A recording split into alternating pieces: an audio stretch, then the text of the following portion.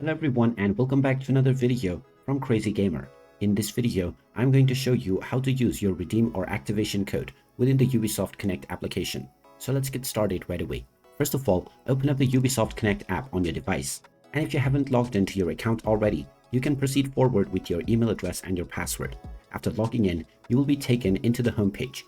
Now, if you wish to use any CD key or redeem code to activate your game, then in order to do this, alongside your username, just click on the right arrow button. This will now show you the key activation button. You can simply click on this option and now you will be asked to enter the activation code. Underneath the activation code box, you will also see the sample which displays what the activation code should look like.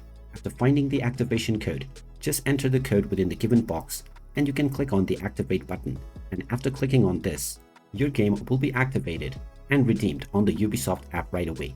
And you can now start enjoying this game with this redeem or reward. And there you have it. That is how easy it is to use your redeem or activation code on the Ubisoft Connect application.